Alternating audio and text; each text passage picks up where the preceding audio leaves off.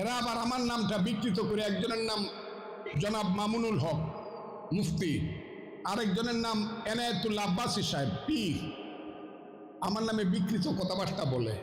খুব সাবধান, খুব সাবধান করে দিলাম। আমি যেদিন মুখ খুলবো এই দেশে কিন্তু তাদেরকে অনেক বেশি খেসারত দিতে হবে। সত্য কথা বলেন, ন্যায় কথা বলেন, খুব সাবধান, বাজে কথা বলবেন না। পারলে যুক্তি দিয়া আমার সাথে আসে। দেশে কোনো মুসলমান ছিল না, এটা নিয়ে যে আমরা বকাবকি করতেছেন, এটা প্রমাণ করেন যে মুসলমান ছিল, তাইলে বুঝবো যে আমি ভুল বলছি, আপনার কাছে মাপ। এই লোকটাকে আপনারা চিনেন, তাকে পাগলা নামেই চিনে বাংলাদেশের মানুষ। এই পাগলাটা মুসলমান যে হয়েছে আমার মনে হয় বাই চয়েস না, বাই চান্স। এই পাগলাটা, সংসদের পাগলাটা, এটা যে মুসলমান ঘরে হয়েছে, এটা কি বাই চয়েস না বাই চান্স? ও যে মুসলিম এতে তার আনন্দ নাই, ওর বরং দুঃখ ওর দাদা পরদাদা হিন্দু ছিল, ও হিন্দু হইতো। এজন্য সে মুসলিম বাই চয়েস না, বাই চান্স। এই জন্য তার তো মনে পড়ে ওই সব, ওর দাদা পরদাদা সব ছিল সেন, চ্যাটার্জি, ব্যানার্জি। দাদা পরদাদা মুসলমান হওয়াতে সে মুসলমান হয়েছে, তো এটা বাই চান্স না। এই জন্যই সে হিন্দুদের এত প্রীতি করে।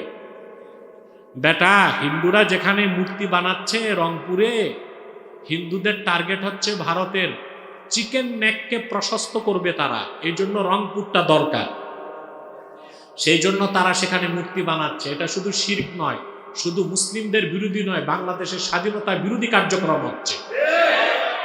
আমি তো বলবো সরকারকেও পদক্ষেপ নেন, মূর্তিকে বুলডোজার দিয়ে ভেঙ্গে মাটির সাথে মিশায় দেন বাংলাদেশের স্বাধীনতাকে রক্ষা করার জন্য। এটা স্বাধীনতার প্রশ্ন, এটা ধর্মীয় স্বাধীনতা না। এত বড় মূর্তি বানাবে, ভারত যাক। হিন্দুদের অধিকার রক্ষা করতে যে মুসলমানের অধিকারকে তো খর্ব করা যাবে না। মুসলমান তো মূর্তিকে নাপাক মনে করে, দেখাটাকেও অপছন্দ করে, তো 300 ফুট মূর্তি বানাবে কেন? আর তোমার যদি বাংলাদেশ ভালো না লাগে পাগলা, তুমি হয় পাবনা যাও নয় দিল্লি যাও। আমি ব্যক্তিগতভাবে বিশ্বাস করি সে কাফের। যদিও আমাদের মতের পক্ষে একজন দুইজন নয়, 27 জন মুজতাহিদের কওল আছে। কতজন?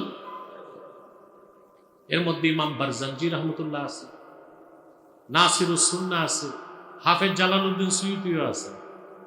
ইমাম সুয়ুতিও ইয়াজিদকে লানত করার ব্যাপারে সারাহাতান বয়ান করছে, অর্থাৎ ইয়াজিদকে লানত করার পক্ষে তিনি, ইমাম সুয়ুতি, জালালউদ্দিন সুয়ুতি রহমতুল্লাহ। কথাটা বুঝতে পারছেন? এখন আবার যারা আহলুস সুন্নাহ ওয়াল জামাতের অনুসারী আশুরা উপলক্ষে মাহফিল করতেছে, এরা কারবালার ঘটনাটা বলে যাচ্ছে, কিন্তু ইমাম হোসেন কেন কারবালায় গেলেন, ওনার মিশন কি ছিল, লক্ষ্য কি ছিল, উদ্দেশ্য কি ছিল, আসল কথাটাই বলে না। 3 ঘন্টা কারবালার বিষয়ে বয়ান করল, মানুষ আবেগ আপ্লুত হলো, চোখের পানি মুছতে মুছতে বাড়ি গেল, যদি সম্ভব হাতে 1 পোটলা বিরিয়ানি বা খিচুড়ি পেল, কিন্তু শিক্ষা কি দিল? কেন তিনি কারবালায় আসলেন? ইমামে হোসেন রাদিয়াল্লাহু তাআলা আনহু যখন মদিনা মুনাওয়ারা থেকে মক্কা মুকাররমা হয়ে ইরাকের পথে রওনা দিবেন, হযরত ইবনু জুবাইর রাদিয়াল্লাহু তাআলা আনহু তাকে বলেছেন, আপনি কেন যাচ্ছেন? হযরত হোসেন বলেছেন, আমার কাছে মুসলমানেরা বায়াত নেবে হলফ করছে, এইরকম 40,000 লোকের পত্র এসেছে। কত? 40,000 লোক অপেক্ষায় আছে, তারা হলফ করেছে তালাক এবং এতাকের মাধ্যমে যে আমার কাছে তারা বায়াত নেবে। অতএব এতগুলো মুমিন মুসলমানের ডাককে আমি উপেক্ষা করতে পারি না। তিনি পৌঁছলেন কারবালায়, অটল অবিচল থেকে শাহাদাত বরণ করলেন। কুখ্যাত ইয়াজিদের প্রেরিত সেনাপ্রধান ওবায়দুল্লাহ বিন জিয়াদ, আল্লাহ লানত বর্ষিত হোক তার উপর, সে বারবার হযরত হোসেনকে প্রস্তাব দিছে যে আপনি শুধু ইয়াজিদের বায়াতটা মেনে নেন, আর হযরত হোসেন বলেছেন, আমি আল্লাহর কাছে পানা চাই প্রত্যেক সেই ব্যক্তি থেকে যে ব্যক্তি মুতাকাব্বির, অহংকারী এবং আখিরাতকে বিশ্বাস করে না। আল বেদায় নেহায়াতি ইবনে কাসির এটা উল্লেখ করেছেন। তাহলে ইমাম হোসেন ব্যক্তিগতভাবে ইয়াজিদকে মুসলমান মনে করতেন, মুসলমান মনে করতেন। মূলত ইমাম হোসেন রাদিয়াল্লাহু তাআলা আনহু কারবালার প্রান্তরে গেলেন খিলাফত আলা মিনহাজুন নবুওয়াতকে প্রতিষ্ঠিত করার জন্য। তিনি মানসাব নিতে যান নাই, ক্ষমতার জন্য যান নাই, রাজনৈতিক কোনো অভিলাষ তার ছিল না। রাসূলুল্লাহ সাল্লাল্লাহু আলাইহি ওয়াসাল্লাম রফিকে আলা আল্লাহর কাছে চলে যাবার পরে খেলাফতের মহান দায়িত্ব নিয়েছেন আবু বকর সিদ্দিক, তারপর হযরত ওমর, তারপর হযরত উসমান, তারপর হযরত আলী। 6 মাসের জন্য হযরত হাসানও খলিফা ছিলেন। এই জন্য খোলাফায়ে রাশিদিনের মধ্যে মুয়াবিয়ার নাম আসবে না। কার নাম আসবে? জোরে বলেন, হযরত হাসান। হযরত হাসান অত্যন্ত বিচক্ষণ ছিলেন। তিনি বুঝতে পেরেছিলেন যে মুয়াবিয়া তিনি ব্যক্তি ভালো, কাতেবে ওয়াহি সেকা, অতএব তার বায়াত নিতে কোনো সমস্যা নেই। হযরত মুয়াবিয়া চূড়ান্ত সম্মান করছেন হযরত হাসানকে, হোসেনকে। মুয়াবিয়া পাগড়ি খুলে হযরত হাসানের পায়ের কাছে রেখে দিয়েছেন এবং সেই প্রায় ১৫০০ বছর আগে হযরত হাসানকে ১,০০,০০০ দিরহাম উপঢৌকন দিয়েছে। উম্মাহের ঐক্যের জন্য ইমাম হাসান রাদিয়াল্লাহু তাআলা আনহু তার বায়াতটাকে মেনে নিয়েছেন। এই জন্য হযরত মুয়াবিয়াকে দোষারোপ করার কোনো সুযোগ। ৬০ হিজরির শেষ দিকে হযরত মুয়াবিয়া রাদিয়াল্লাহু তাআলা আনহুর বিদায়ের পরে কারবালার ঘটনা, শাহাদাতের ঘটনা ঘটেছে ৬১ হিজরিতে। ইয়াজিদ যখন ক্ষমতায় আসলো তখন ইমাম হোসেন রাদিয়াল্লাহু তাআলা আনহুর সাথে দ্বন্দ্ব হলো। দ্বন্দ্বটা রাজনৈতিক ছিল না, দ্বন্দ্বটা ছিল আদর্শিক। কিসের দ্বন্দ্ব?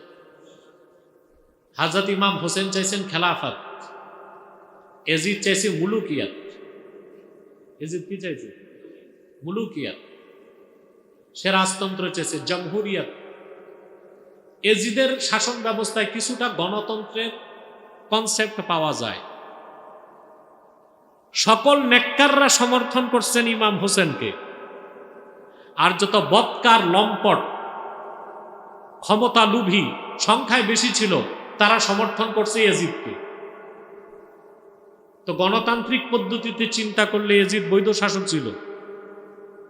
আমরা গণতন্ত্রকে বিশ্বাস করি না, আমরা খেলাফাকে বিশ্বাস করি।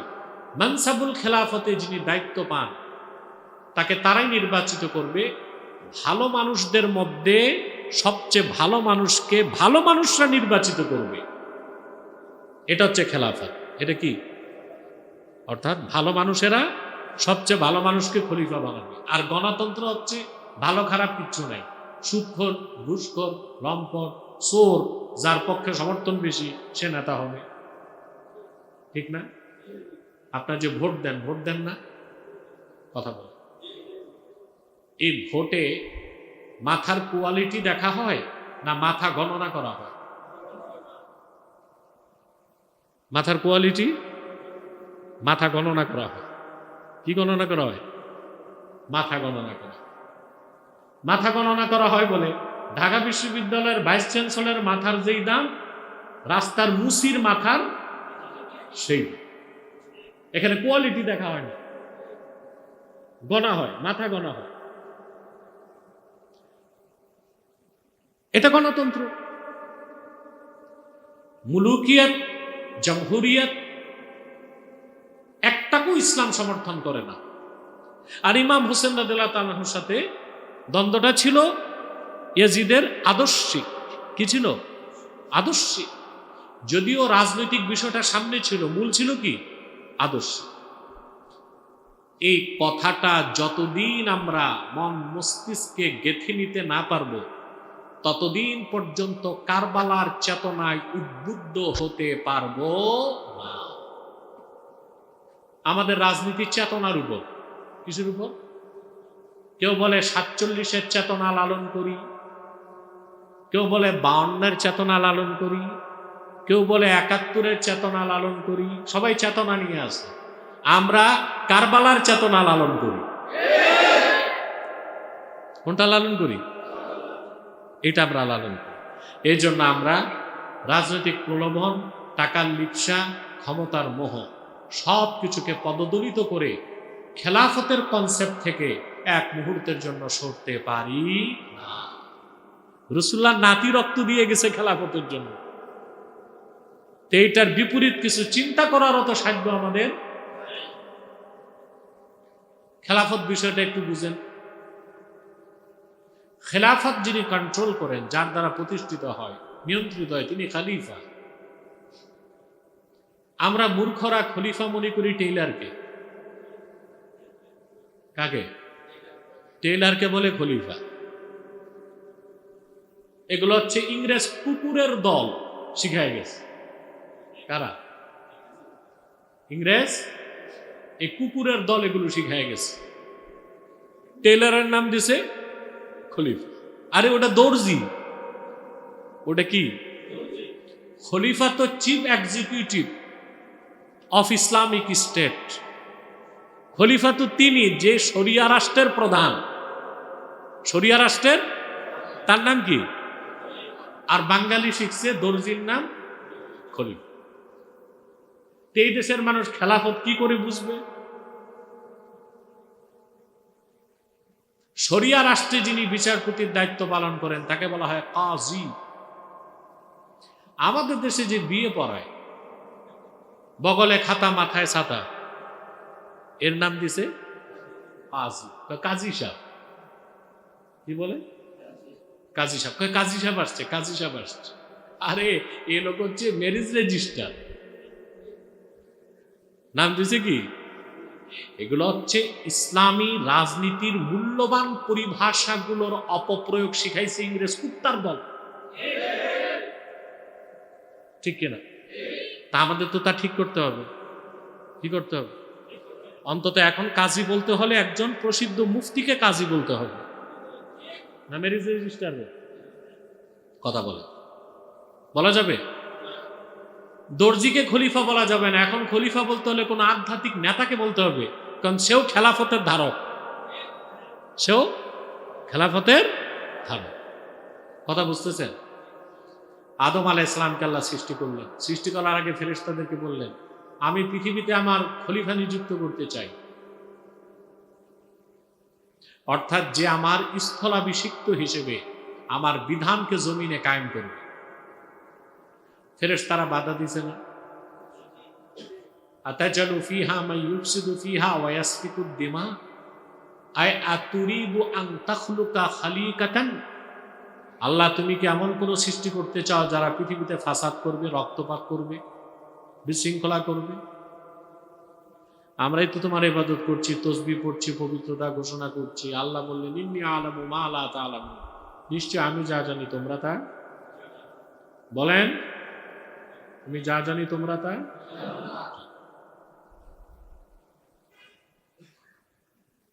আল্লাহু আকবার কাবীর। আল্লাহ তাআলা আদমকে সৃষ্টি করলেন।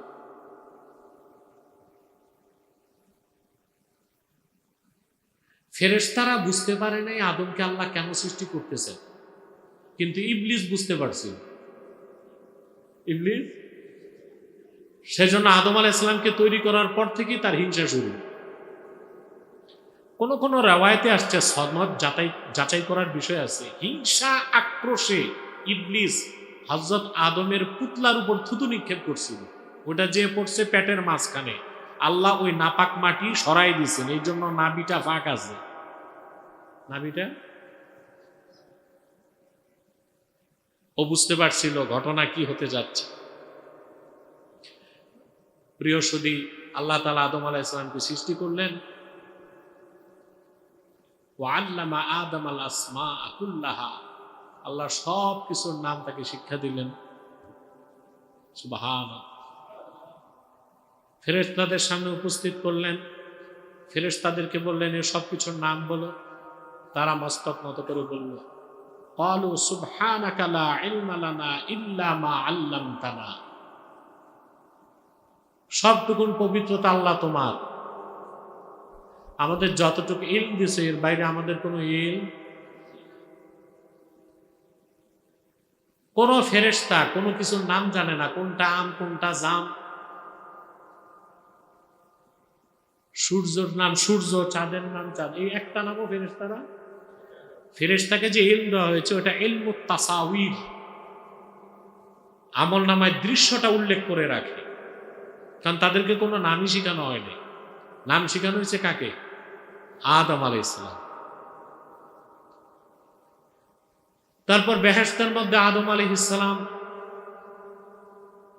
সঙ্গীর প্রয়োজন অনুভব করলেন, আল্লাহ তাকে দিলেন হাওয়াকে। তারপর আল্লাহ তাদেরকে বেহেশতের মালিকানা দিয়ে দিলেন। وَقُلْنَا يَا آدَمُ اسْكُنْ أَنْتَ وَزَوْجُكَ الْجَنَّةَ وَكُلَا مِنْهَا رَغَدًا। আমি বললাম, ও হে আদম, তুমিও তোমার স্ত্রী বেহেশতে পরমানন্দে বসবাস করো, যা খুশি তা খাও প্রাচুর্যের সাথে, মন ভরে। রাগাদান মানে ওয়াসিয়ান। ওয়ালা তাকরাবা হাযিহিশ শাজারা। কারা এখানে? বসো তোমরা।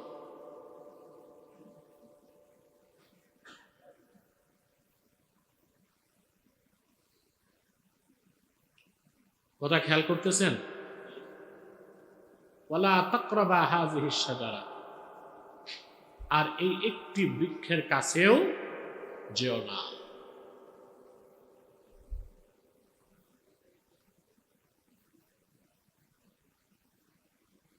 তো দেখেন, আল্লাহ তাআলা একটা আদেশ করলেন আর একটা নিষেধ করলেন। একটা আদেশ করলেন আদমকে হাওয়াকে, তখন আর তৃতীয় কোনো মানুষ ছিল? কথা বলেন। প্রথম ছিলেন একজন, তারপর হইলেন সুবহানাল্লাহ। ইয়া আইয়ুহান নাসু ইন্না খালাকনাকুম মিন যাকারিন ওয়া উনসা। হে মানব জাতি, তোমাদেরকে আমি সৃষ্টি করেছি একজন পুরুষ থেকে একজন নারী থেকে। ওয়াজআলনাকুম শুউবান ওয়া ক্বাবাইলা লিতাআরাফু। অতঃপর বিভিন্ন বংশীয় গোত্রে আমি মানব জাতিকে বিন্যস্ত করেছি, যেন পরস্পর পরস্পরকে তোমরা চিনতে পারো। পরস্পর পরস্পরকে। ইন্না আকরামাকুম ইনদাল্লাহি আতকাকুম। নিশ্চয় আল্লাহর কাছে তারই সম্মান মর্যাদা বেশি যার অন্তরে আল্লাহর ভয় বেশি। তো প্রথম ছিলেন মানুষ একজন, তারপর হইলেন দুইজন। হুকুম আসলো ইবাদতের। কিসের? ইবাদত মানে হুকুম মানা নিষেধ ছাড়া। হুকুম মানা নিষেধ ছাড়া, এবং নন কন্ডিশনাল আনুগত্য। নিঃশর্ত আনুগত্যের নাম কি? ইবাদত। ইন্না লাফজাতাল ইবাদা মাখুযাতুন মিন তরিকিল মুআব্বাদ আই মুজাল্লাল।